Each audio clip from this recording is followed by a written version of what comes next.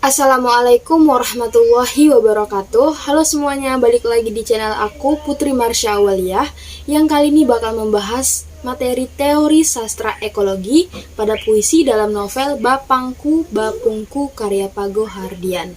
Nah, bagi kalian yang mau tahu lebih dalam tentang puisi dalam novel ini, saksiin terus videonya ya. Ekologi adalah cabang ilmu yang mempelajari interaksi antar organisme dengan lingkungan dan yang lainnya.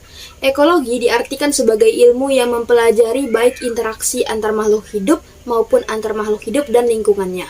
Dalam ekologi, makhluk hidup dipelajari sebagai kesatuan dan sistem dengan lingkungannya. Ekosistem dengan berbagai komponen penyusunnya, yaitu faktor abiotik dan biotik. Faktor abiotik antara lain suhu, air, kelembapan, cahaya, dan topografi, sedangkan faktor biotik adalah makhluk hidup terdiri dari manusia, hewan, tumbuhan, dan mikroba. Ekologi juga berhubungan erat dengan tingkatan-tingkatan organisasi makhluk hidup, yaitu populasi, komunitas, dan ekosistem yang saling mempengaruhi dan merupakan suatu sistem yang menunjukkan kesatuan. Berikut ini merupakan sinopsis cerita novel Bapangku Bapungku karya Pago Hardian.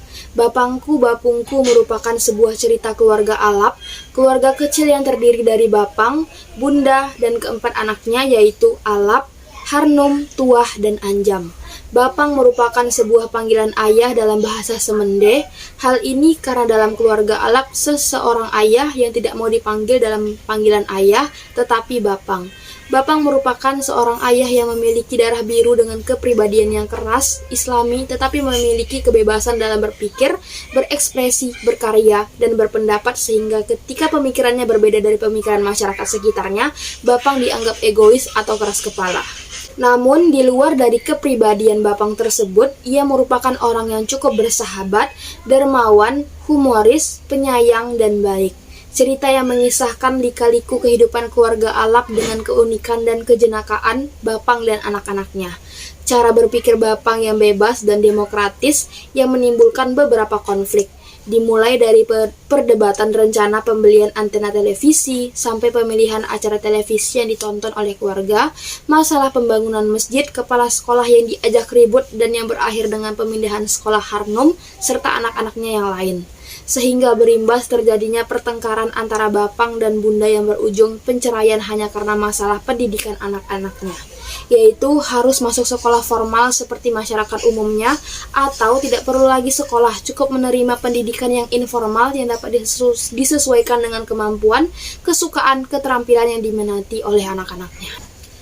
Dalam novel Bapangku Bapungku karya Pago Hardian, maka dapat disimpulkan pada puisi yang terdapat dalam novel ini, Dahlia Ungu, Cinta dalam Doa, Rayuanku, dan Marah. Ekologi sastra yang dominan digunakan terdapat pada puisi Rayuanku, yaitu banyak ditemukan tataran tata surya yang digunakan dalam pembuatan puisi dan penunjukan tempat atau wilayah.